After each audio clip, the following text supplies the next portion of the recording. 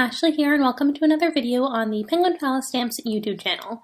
Today I am sharing how to make this adorable slimline scene card using some of their new stamps, dies, and stencils that they released in their latest Spring 2021 release. The stamp set in particular is called Bond with Nature Canada and it is so cute. So without further ado, let's get into it. I'm starting by blending the background piece. So I have here a piece of Strathmore Bristol Smooth cardstock, which is really nice for blending. And I'm just blending on two different colors of blue Distress Oxide ink. The darker one is Peacock Feathers and the lighter one is Tumbled Glass. I've been really enjoying this combination of colors for skies lately. I don't know why. It's just something that I've been doing a lot and I think it looks really nice. By the way, my cat will probably be joining us in this video. You've already seen her walking across the screen. Her name is Luna and she just loves to sort of intrude / join me as I craft. So I'm just using my ink foam blending tools to blend back and forth between the two blue colors to get a really nice blend on the sky. And by the way, I use the largest dotted border rectangle from Penguin Palace Stamps as the die that I use to cut out that rectangle. I've got a few other pieces here that I have die cut off camera, which I'm just assembling and just to kind of get an idea of the size, and I'll be gluing those and blending them in a bit later. Before I do that though, I'm splattering on some Peacock Feathers Distress Oxide ink onto that panel just to give a little bit of extra dimension. So now coming back to this hill piece, I cut this out of the same cardstock, so Strathmore Bristol Smooth, and I used that same dotted rectangle die from Penguin Palace Stamps, as well as the hill die that is shaped for slimline cards, so it's quite long, and that comes as part of their Mountain Landscape Scene Builder stencil and die set, and that is the main die and stencil set that I'll be using on this card today, and I'll explain a little bit more about it as we go. But for now, I just ink blended on some green, those are Mowed Lawn and Twisted Citron colors, onto that hill. Now I'm coming to the mountains, and this is where I'll talk a little bit more about this die and stencil set. So again, it's called the Mountain Landscape Scene Builder Die and Stencil Set, and it comes with a set of dies, so you get these two different sizes of mountains, so the big one and the small one, and you also get a few border dies to make those hill shapes in a few different patterns.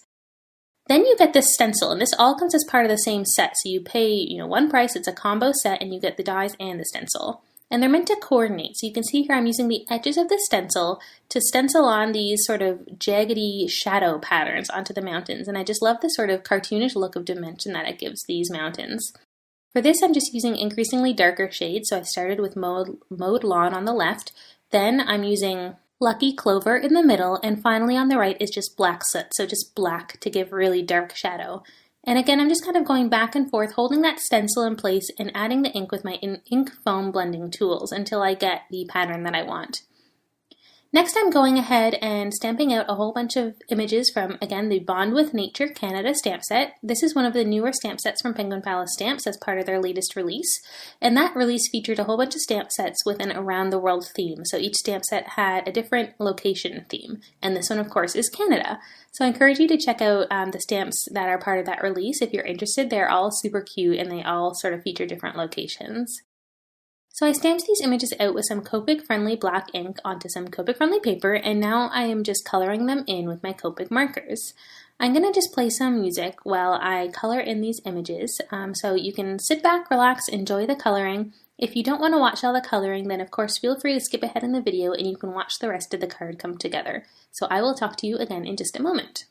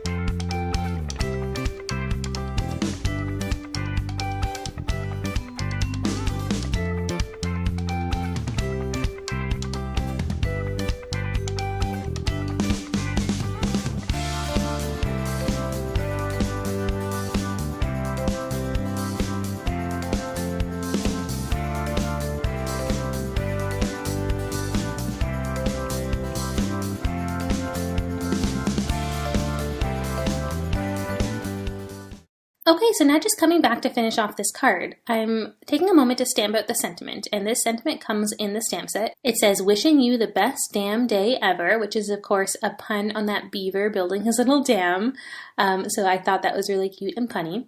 I just took a piece of white cardstock and I'm stamping out that sentiment with some red ink. And I just chose red to kind of match a lot of the other elements I'd colored in red. And of course red is somewhat of a patriotic color for Canada, I suppose, since our Canadian flag has a lot of red in it. It's red and white. So I thought that would be nice. Okay, so now to assemble the card. I took a slimline card base, which is just 8.5 by 3.5 inches, and I glued that sky piece directly onto it. Next, I'm gluing the mountains down because I wanted them to be behind that hill. So I'm gluing them down straight onto the sky piece, and I'm just sort of measuring out where I want them to be based on where that hillside will come up. And once I've kind of got a good placement in mind, I can then glue them down with some liquid glue. Then I can take that hill piece and do the same thing. So I'm just gluing that straight on with some liquid glue, and then the whole sort of scene is assembled. Then the next part will be to just glue down all of the little images, and I've gone ahead and cut these out off camera using the coordinating dies that come sold separately as sort of to coordinate with these stamps. So I'm starting by sort of gluing the images that go together. So I glued that little bear onto the stump that he's sitting on, and then I can glue the little marshmallows into his hand because I think he's roasting them on the fire.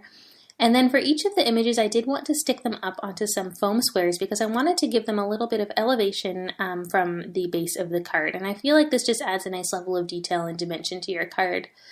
So I do that often in my scene cards. So I'm just adding some little foam squares to the back of each of these little images.